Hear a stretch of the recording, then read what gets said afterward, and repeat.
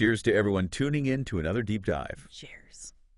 Today we're going to be talking about something that I find just fascinating. Yeah, this is a good one. It is. It's something that's almost 650 years old. And we'll get into the longevity of it. Yeah. But it is the UK's oldest alliance. Okay. And it's not with the US as you might expect. It's with Portugal. Yeah, that's interesting because I think when people think about the UK's oldest ally, we naturally think about, our special relationship with the United States, but that's actually quite new in the grand scheme of things. Right. Exactly. This is really digging deep. It is. Into the annals of history. And what's interesting about this alliance is that it reveals a lot about international relations. Yeah. And how these things work. And it's not just in the past, right? It's even today. Right. So we're going to sort of take a look at how this alliance, why it's lasted for so long, and what are the elements of that alliance that we can learn from, moving forward. But to understand this, we have to go back in time a little bit. Okay. And we have to sort of imagine what was going on in the world at the time. Yeah. And we have to picture England back in the 1300s. Okay. So we're talking like 14th century England. Okay. And things were not really all that great for England. Not real. They had a lot of things going on. Right. One, they were in the midst of the 100 Years' War. Right. A long, protracted conflict with France. Exactly. Which actually lasted longer than 100 years. It did. Yeah. It's misnamed. It is a bit. Yeah. Yeah. But, and so that was a major drain on their resources, obviously. Right. Internally, they had a lot of power struggles going on. Right. And then on top of that, they had the Black Death. Yeah, devastating. Which was just decimating the population. Yeah, that swept through Europe. Yeah. In the mid-14th century, just devastating. Yeah. Huge loss of life. Not a good time. Not a peaceful time. Mm-hmm. To be an English person. No, but what's interesting is that even amidst all of this turmoil, you start to see the seeds of change, Okay. right? You start to see a new middle class emerging. Sure. You start to see technology advancing. Okay. And maritime trade is starting to boom. Okay. So both England and Portugal at this time are kind of poised on the brink of this new era of exploration, and they're going to need allies to kind of navigate this changing world. So they need friends? They need friends, they need partnerships. Right. They need people they can rely on. Yeah. So what about Portugal? Well, Portugal's facing its own set of challenges. So they've just gained independence after centuries of Moorish control. Got it. Right? So they're very fiercely protective of their sovereignty. Right. But they have this looming threat, and that's their powerful neighbor, the Kingdom of Castile. Right. And Spain, basically. Spain, essentially, yeah. And to make matters even more complicated, Castile is allied with France, who you mentioned earlier is England's enemy at the time. Right. So this really puts Portugal in a very delicate position. Right. So it's in this context that the seeds of the Anglo-Portuguese alliance are sown. Got it. So who are the players in this? Who do we need to know about? On the English side, you have John of Gaunt. John of Gaunt. Okay, he's the son of King Edward III. Okay. He has a claim to the Castilian throne. Oh, so he's got skin in the game. He does. He's got skin in the game. Okay. And he is a powerful figure. Okay. With vast resources. I mean, he's a true medieval power player. Got it. Okay. So he sees an opportunity in Portugal. Right. A chance to forge this strategic alliance against a common enemy. Precisely. John of Gaunt recognizes that Portugal is strategically vital. Okay. It's like a counterweight to both Castilian and French power. So they're right there. They're right there. On the Iberian Peninsula. Exactly.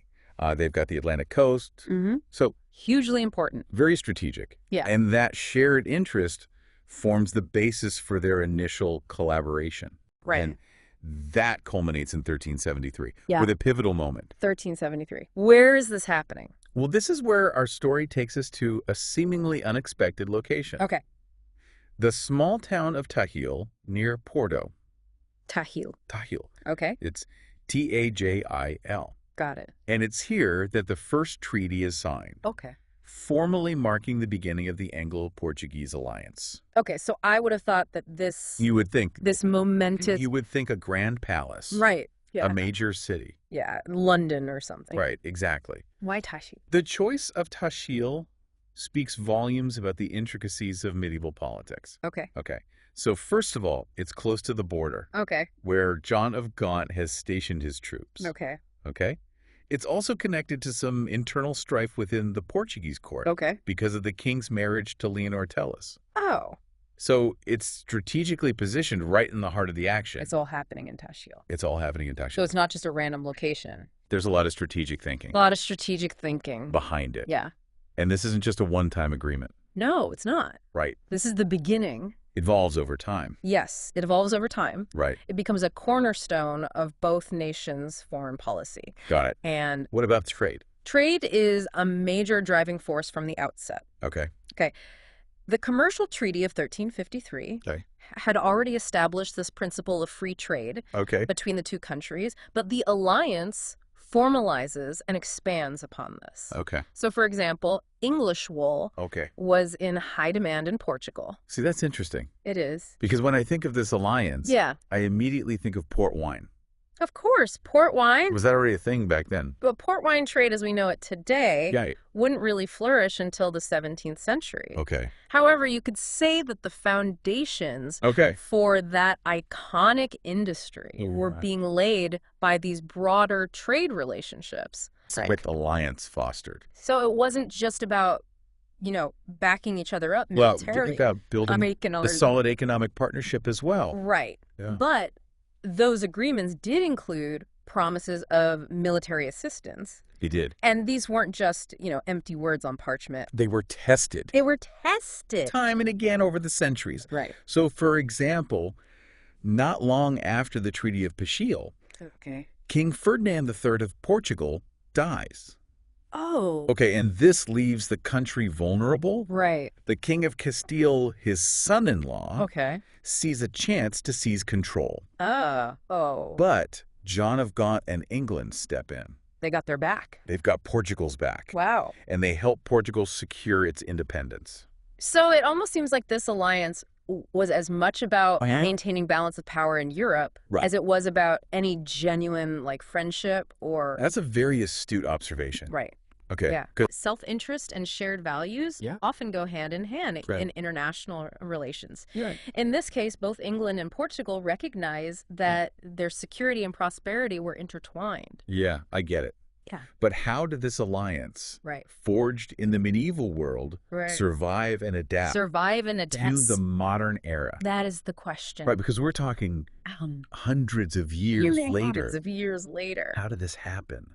Well, this is where it gets really interesting. Okay. The Anglo-Portuguese alliance is a testament to its ability to adapt. Got it.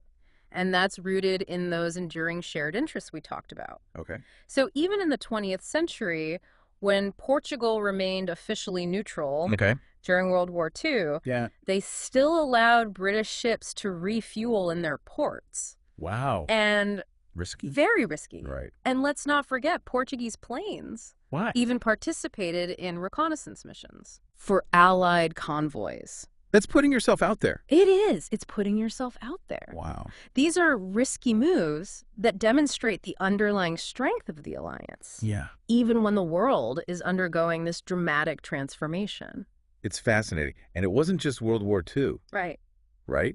They also provided assistance to Britain during the Falklands War. Exactly. In the 1980s. Yeah. That's amazing. Yeah. I mean, we're talking medieval knights. We are. Political intrigue. Yeah. Trade deals, modern warfare. It's got it all. This alliance has seen it all. It's an incredible story. What about today? Well, to answer that, we need to hear from someone who lives and breathes this legacy every day. Remember those port houses we mentioned? Right. They're a tangible reminder of the alliance's impact. Okay. We spoke with Adrian Bridge, CEO of Taylor's Port. Oh, wow. About how this historical partnership continues to shape trade and tourism between the UK and Portugal. I'm very interested to hear what he has to say. I think his insights will be very illuminating. It's amazing how an alliance forged in a world of knights and castles still resonates in the digital age. It really is remarkable how yeah. these threads of history continue to connect us. Yeah. It's going to be fascinating to dig deeper. Yeah, I can't wait. Into this story. All right, well, let's take a listen. Let's do it. To what he has to say. Okay. Let's go. Okay, so let's hear from Adrian Bridge. Yeah, this is what he had to say. Okay. About the modern day impact of this, centuries old alliance. Mm-hmm. Begin audio clip. My name is Adrian Bridge. I am the chairman and CEO of an organization called the Fladgate Partnership, probably better known through our leading brand, Taylor's Port, which has been trading from Portugal to Britain for the last 331 years. This is a very important 650th perpetual friendship treaty dealt with a number of aspects. Trade and connection between the two countries was hugely important. Indeed, our own company started with the export of British wool being traded back for port wine from the Douro Valley. And audio clip. So Taylor's Port has been around for over 3 centuries. Yeah, that's a direct link. That's going way back. Back to the early days of this alliance. It really highlights how intertwined the histories of these two nations are. Yeah, and his comment about trading British wool for Portuguese port wine is a perfect example of that mutually beneficial trade relationship. That's amazing. Fostered by the alliance. But and you also mentioned the impact on tourism. He did. Right. The UK is still one of the largest sources of tourists to Portugal. Really? In fact, Mr. Bridge estimates that British tourism contributes to roughly 3% of Portugal's GDP. Wow. That's a significant figure. That is. Demonstrating the ongoing economic impact of this alliance. So the Anglo-Portuguese alliance has impacted trade and tourism. But what about during times of conflict? Yes. How has this alliance played out in more recent history? Well, Mr. Bridge shared an interesting anecdote about the Peninsular War when Napoleonic forces occupied Portugal. Now, for those of us who aren't history buffs, can you give us some context on the Peninsular War? Certainly, the Peninsular War was a conflict fought on the Iberian Peninsula. Right. That's Spain and Portugal from 1808 to 1814. Okay. It was part of the Napoleonic Wars with Britain, Portugal, and Spain allied against Napoleon's France. Got it. But let's hear what Mr. Bridge had to say about it. Okay, let's hear that clip. Begin audio clip.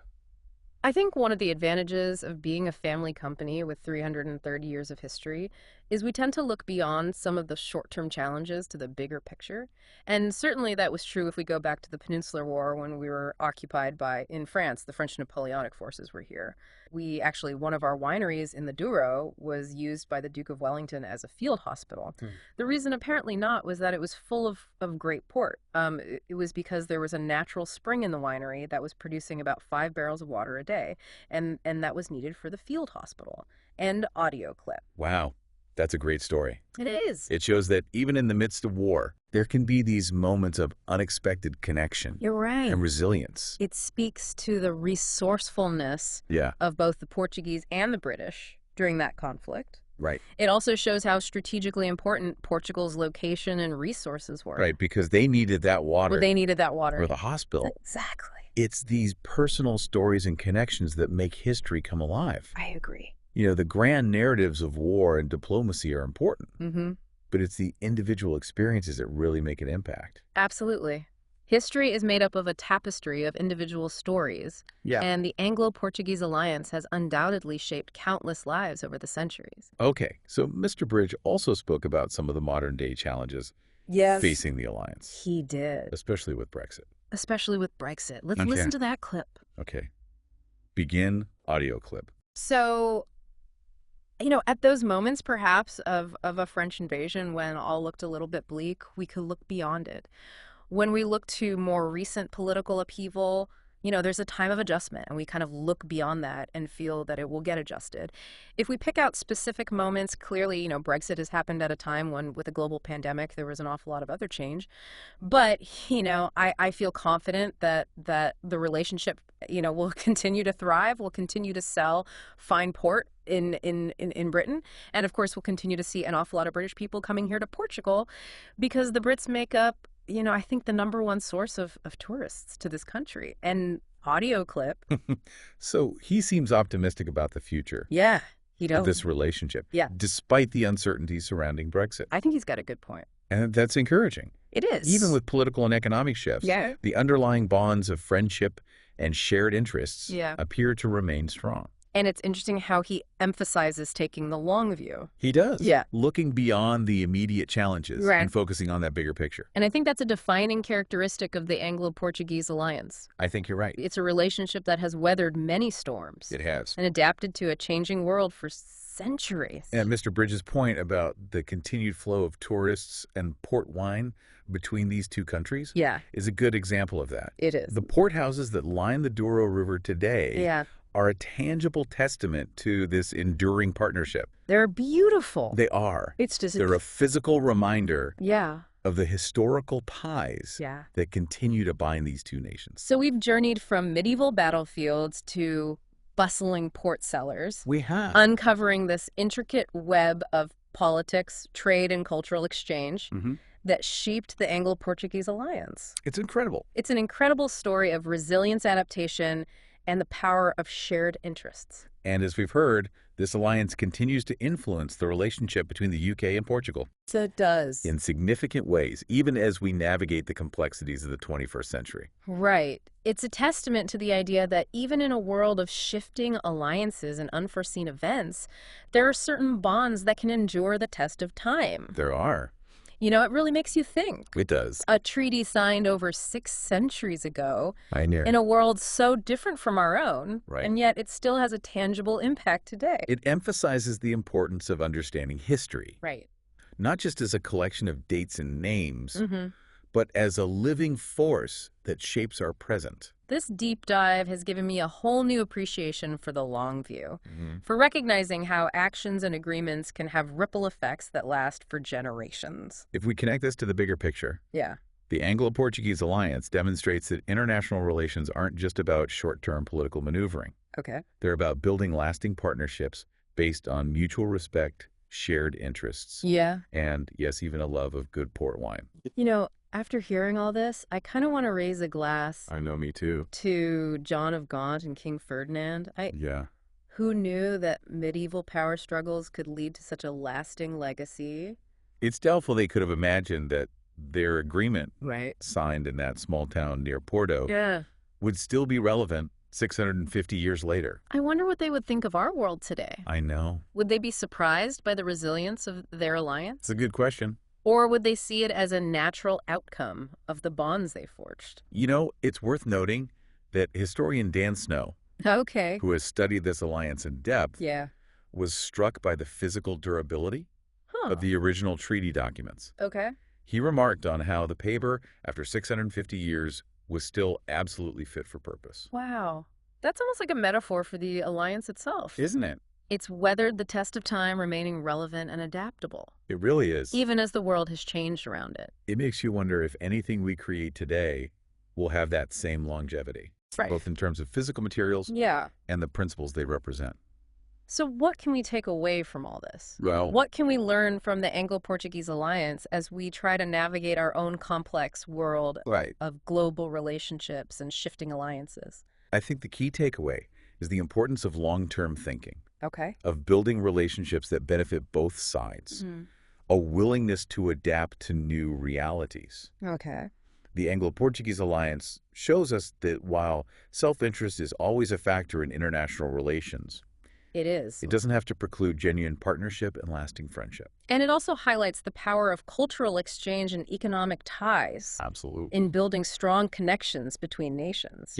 And of course, let's not forget the role of port wine in all of this. Indeed, a delicious reminder of the fruits of this enduring partnership. As we wrap up this deep dive, I'm left with a sense of awe at the resilience and adaptability of the Anglo-Portuguese alliance. It's a story that spans centuries, encompassing medieval power struggles, modern-day trade, and tourism, and everything in between. And it leaves us with a thought-provoking question. In a world where alliances are constantly shifting and global dynamics are always in flux, what are the essential elements that allow certain partnerships to not only survive, but thrive for generations? That's a great question. It's something to ponder as we consider the future of our interconnected world. Well said.